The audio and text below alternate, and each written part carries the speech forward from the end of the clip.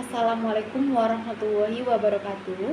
Perkenalkan, nama saya Marcella Putri Kananda dengan NIM 2348201054 dari program studi farmasi kelas 2A. Baiklah, di sini saya akan membahas tentang sistem endokrin. Apa itu sistem endokrin? Sistem endokrin adalah jaringan kelenjar yang memproduksi dan melepaskan hormon.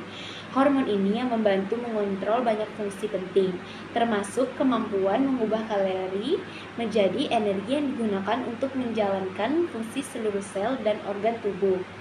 Sistem endokrin mempengaruhi detak jantung, pertumbuhan tulang dan jaringan, bahkan kemampuan bereproduksi. Terdapat klasifikasi endokrin di mana pada gambar tersebut merupakan organ-organ yang berkaitan pada sistem endokrin. Penyebab gangguan sistem endokrin. Berikut ini klasifikasi dari penyebab gangguan endokrin yang sebagaimana: pertama, penyakit endokrin karena sistem kelenjar, di mana produksi hormon yang terlalu berlebihan atau sedikit sehingga berdampak pada ketidakseimbangan yang memicu adanya gangguan atau penyakit. Yang kedua, penyakit endokrin oleh berkembangnya lesi, seperti munculnya tumor pada tubuh yang berdampak pada intensitas produksi kadar hormon. Salah satu contoh faktor pemicu lainnya yang mampu mempengaruhi sistem endokrin ialah kadar kolesterol pada tubuh yang meningkat.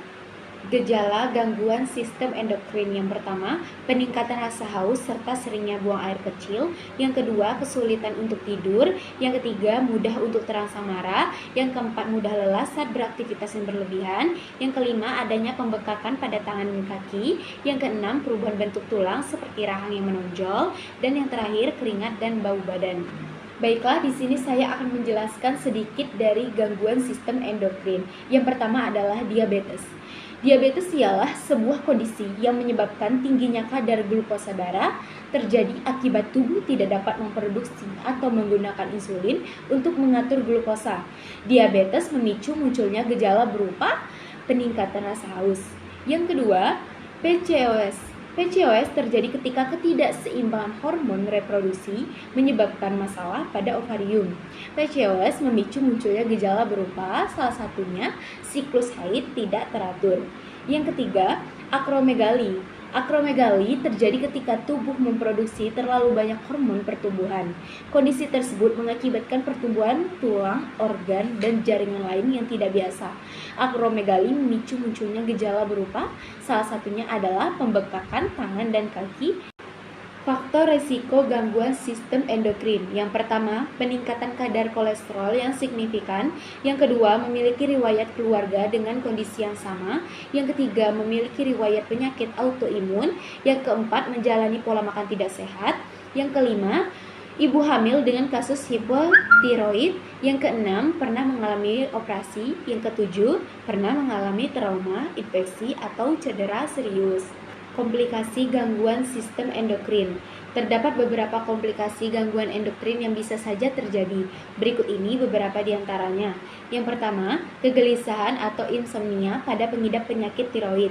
Yang kedua, koma pada pengidap hipotiroidisme. Yang ketiga, depresi pada pengidap penyakit tiroid. Yang keempat, penyakit jantung. Yang kelima, kerusakan saraf. Yang keenam, kerusakan atau gagal pada organ. Dan yang ketujuh, penurunan kualitas hidup seseorang.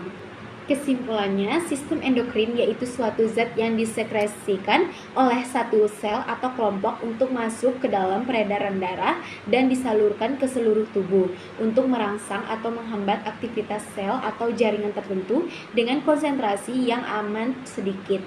Pada sistem endokrin ini terdapat beberapa kelenjar, diantaranya yaitu hipofisis anterior, hipofisis posterior, dan kelenjar tiroid. Pada sistem endokrin terdapat 4 bagian kelenjar, yaitu kelenjar paratiroid, kelenjar renal, kelenjar pineal, dan kelenjar timus. Baiklah, mohon maaf apabila ada salah kata. Saya ucapkan terima kasih. Wassalamualaikum warahmatullahi wabarakatuh.